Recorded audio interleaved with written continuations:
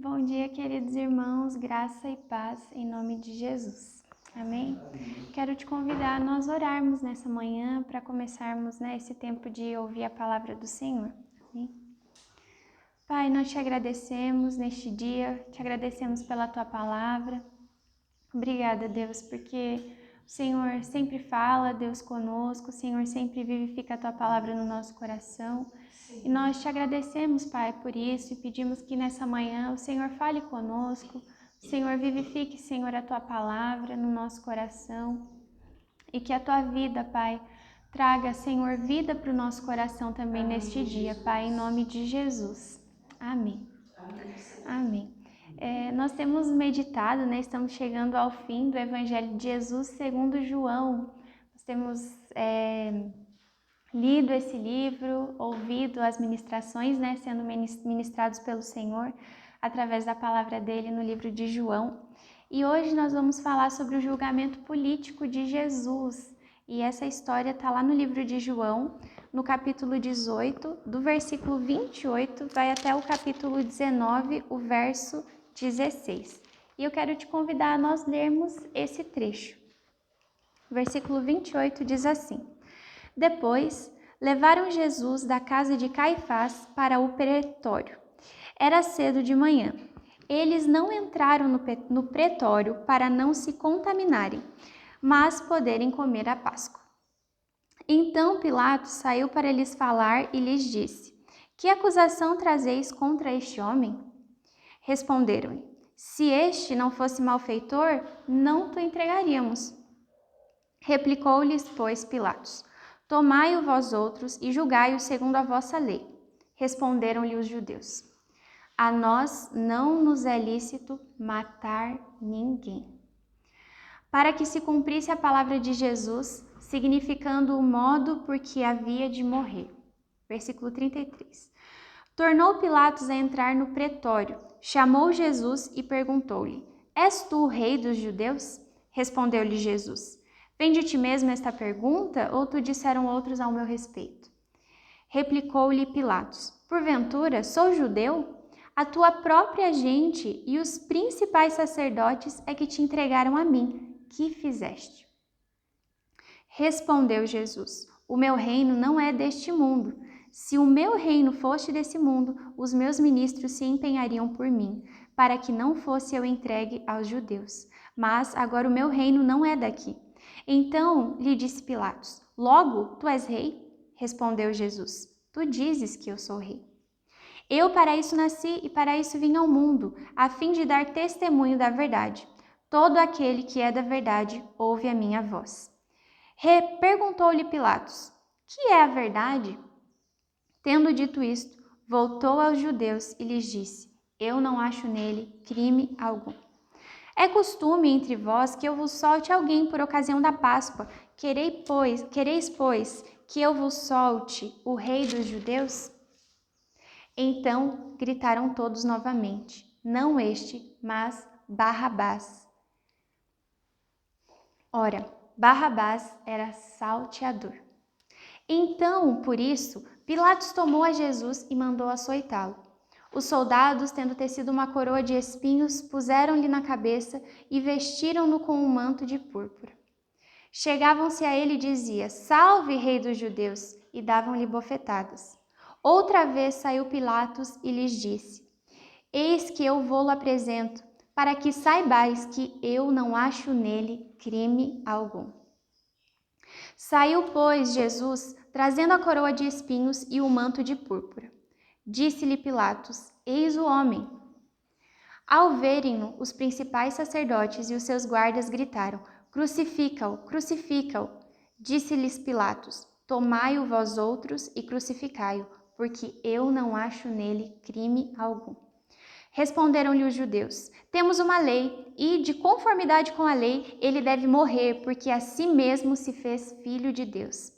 Pilatos, ouvindo tal declaração, ainda mais atemorizado ficou. E, tornando a entrar no pretório, perguntou a Jesus: De onde és tu? Mas Jesus não lhe deu resposta. Então Pilatos o advertiu: Não me respondes? Não sabes que tenho autoridade para te soltar e autoridade para te crucificar? Respondeu Jesus: nenhuma autoridade teria sobre mim se de cima não te fosse dada. Por isso, quem me entregou a ti, maior pecado tem. A partir deste momento, Pilatos procurava soltá-lo, mas os judeus clamavam: se soltas a este, não és amigo de César. Todo aquele que se faz rei é contra César. Ouvindo Pilatos essas palavras, trouxe Jesus para fora e sentou-se no tribunal, no lugar chamado Pavimento, no hebraico Gabatá. E era para a seve pascal, cerca da hora sexta, e disse aos judeus: eis aqui o vosso rei. Eles, porém, clamavam: fora, fora, crucifica-o. Disse-lhes Pilatos: hei de crucificar o vosso rei? Responderam os principais sacerdotes: não temos rei, senão César. Então Pilatos o entregou para ser crucificado. Quanta coisa nesse pequeno número de versos, né? Quantos fatos, quantos acontecimentos aqui, né? Compilados aqui nesses versículos. Nós vamos falar sobre o julgamento político de Jesus. Antes disso, Jesus já tinha sido julgado pelo Sinédrio. O Sinédrio era a autoridade religiosa ali entre os judeus, né? Eram homens que detinham ali a autoridade da religião judaica. E a religião judaica não permitia que aqueles homens condenassem a morte, executassem a morte. Permitia que eles dessem essa sentença de morte, mas não era permitido a eles executar essa sentença de morte. E Jesus, tendo sido julgado ali por aqueles homens religiosos, pelas autoridades religiosas, ele recebeu a condenação de morte. Porque ele havia, de fato, feito algo errado? Não, mas porque aqueles homens estavam cheios de inveja e de ciúmes e eles queriam, de alguma maneira, acabar com Jesus, tirar Jesus da linha, tirar Jesus do caminho deles. E então, eles tendo julgado Jesus ali no meio religioso, agora levam Jesus para ser julgado por uma autoridade política. E Jesus é levado perante Pilatos. Pilatos era o governador ali da Judéia. E quando Jesus é levado ali perante Pilatos, os homens religiosos dizem exatamente assim: que a eles não era permitido matar ninguém. E eles demonstram ali qual era a intenção deles levando Jesus perante Pilatos. Não era que a causa fosse julgada ou que a justiça fosse feita, mas eles simplesmente queriam que aquele mau desígnio do coração deles fosse executado. E depois de ter sido julgado, no tribunal religioso, tendo recebido a pena de morte, Jesus é levado até esse homem, Pôncio Pilatos ali, que era governador da Judéia. E esse homem, por 3 vezes, diz assim: eu não acho nele crime algum. Eu não vejo nele nada de errado. Eu não vejo que ele tenha não vejo que ele tenha cometido algum crime, nada que justifique o fato de vocês o terem trazido até mim. Mas, ainda assim, os judeus, aqueles homens religiosos, tinham acusações para fazer contra Jesus. E nós vamos ver hoje quais foram as 3 acusações que fizeram contra Jesus nesse julgamento. E a primeira acusação está no versículo 30, que nós já lemos. Se este não fosse malfeitor, nós não teríamos trazido ele aqui. E o nosso primeiro ponto é: acusaram Jesus de malfeitor. Acusaram Jesus de ser alguém que fazia o mal, que promovia o mal, que tinha como intuito promover o mal na sociedade, entre as pessoas. Chamaram Jesus de malfeitor. Não é à toa que Pilatos disse ali que não encontrava em Jesus crime algum. Porque Jesus,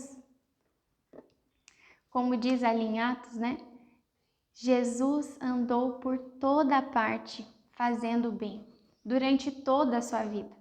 E hoje Jesus continua andando por toda parte fazendo bem, através dos seus discípulos, através da sua igreja, que são os pés de Jesus, as mãos de Jesus. Tem um louvor que nós cantamos e que nós dizemos assim: somos teus pés andando em toda parte. Somos tuas mãos curando e abençoando. Jesus andava por toda parte curando as pessoas, dando comida, dando alimento para as pessoas. Jesus nunca foi um malfeitor. Ele andou por toda parte fazendo bem.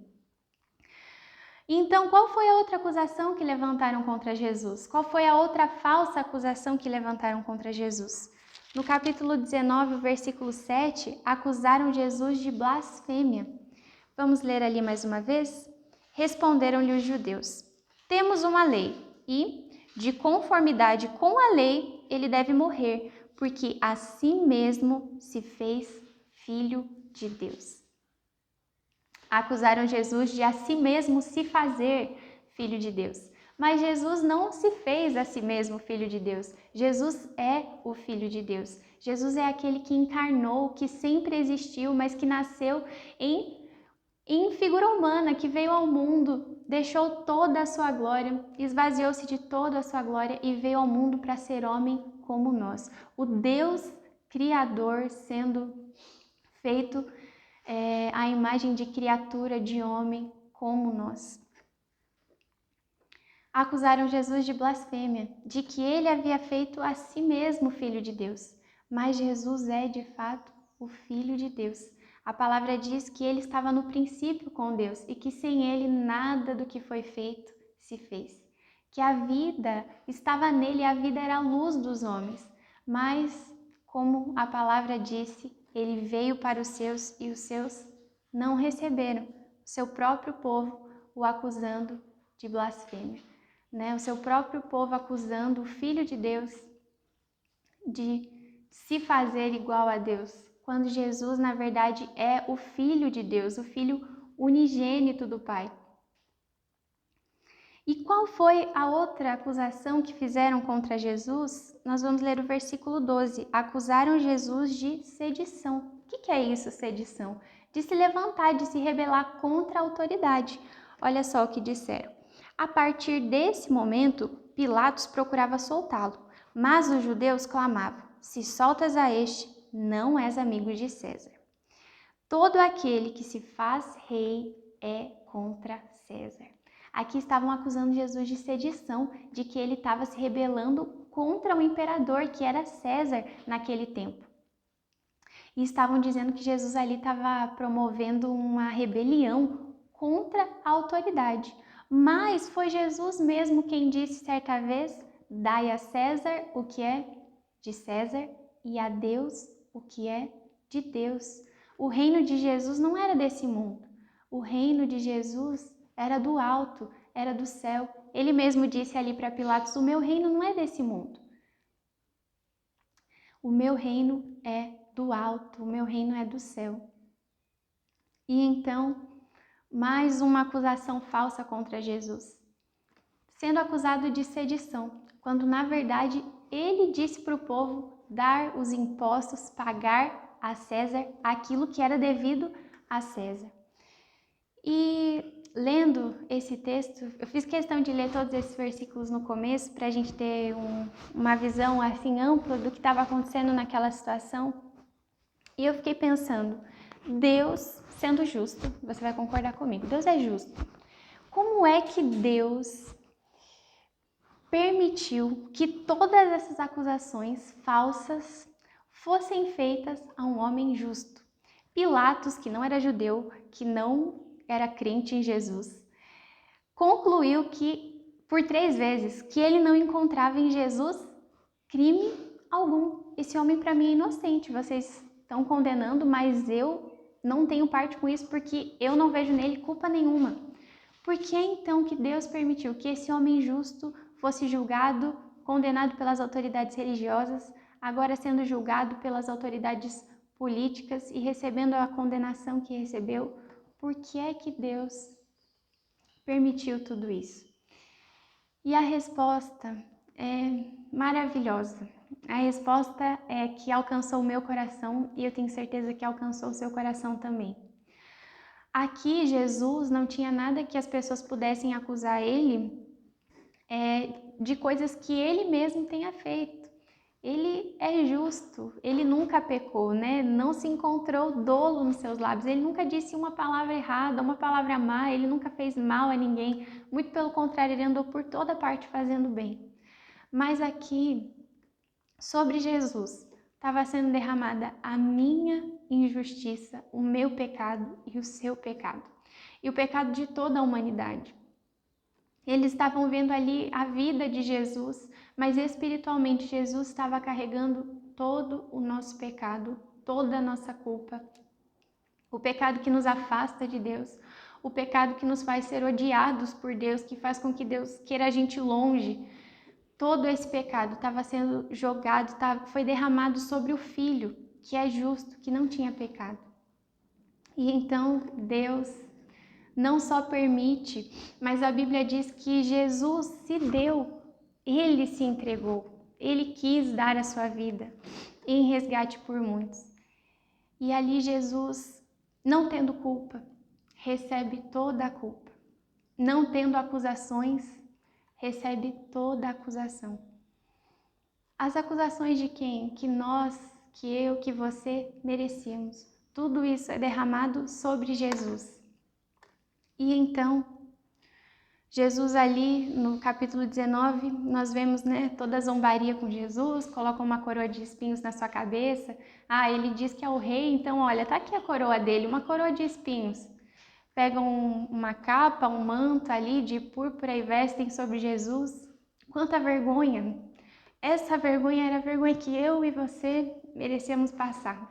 Mas tudo isso foi derramado sobre Jesus, sobre o Filho perfeito de Deus, que deixou toda a sua glória, veio ao mundo, se tornou homem como eu e como você. Foi envergonhado, sofreu, recebeu uma coroa de espinhos e muita zombaria, porque ele estava carregando o meu e o seu pecado. Nós não vamos continuar, né? O texto de amanhã, vem a crucificação de Jesus. Então Jesus é morto de uma forma terrível. Até hoje, né, a crucificação é considerada uma das piores mortes, uma das piores formas das pessoas morrerem. E ali na cruz, Jesus leva sobre ele a consequência do pecado, da morte, para livrar a mim e a você do pecado. É tão simples, né? É muito simples. A mensagem de Deus, a mensagem de Jesus é muito simples. Muitas vezes a gente complica tantas coisas, né?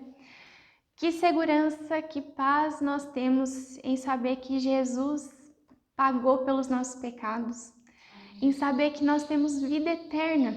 Sabe, as coisas aqui nesse mundo podem se tornar complicadas e até incertas para nós, mas lá no fundo do coração a gente pode ter uma certeza e uma firme segurança.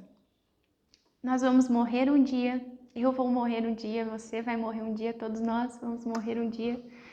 E depois da morte, nós nos encontraremos com Jesus. Nós estaremos para sempre com Ele. Por quê? Porque nós somos justos e temos boas obras para apresentar? Não por isso, não é esse o motivo.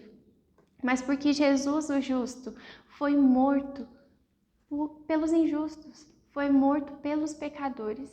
E agora nós podemos ter perdão dos nossos pecados.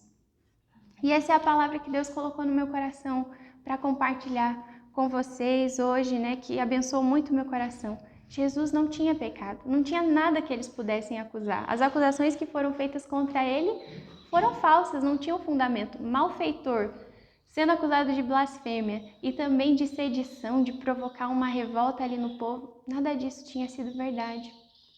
Mas Jesus estava carregando ali a minha culpa e a sua culpa.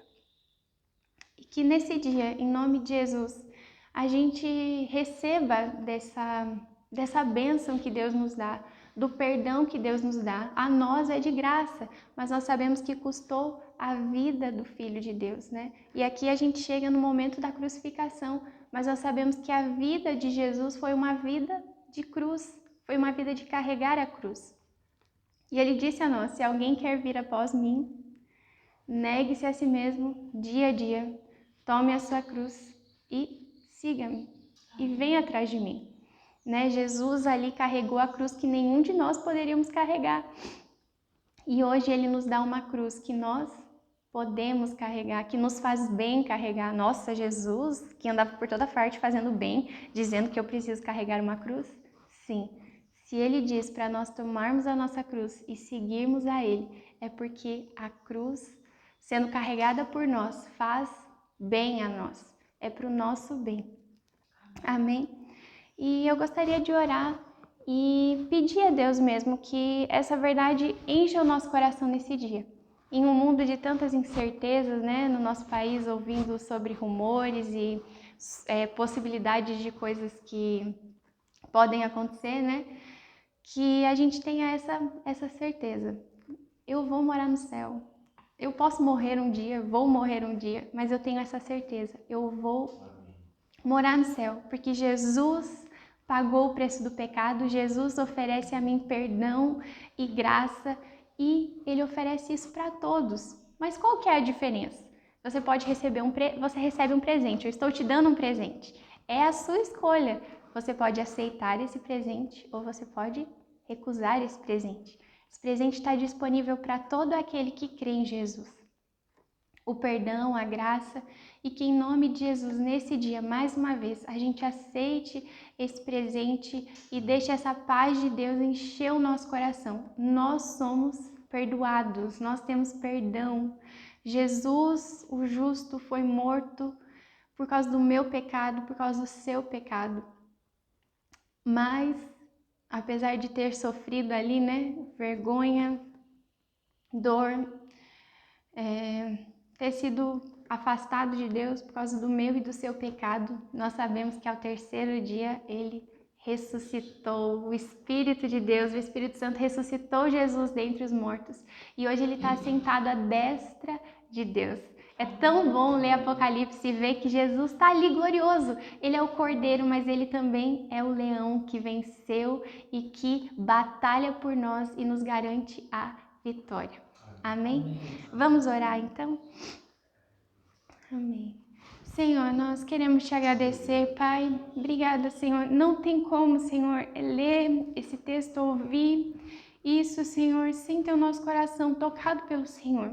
Nós te agradecemos, Pai. Agradecemos mesmo pelo perdão.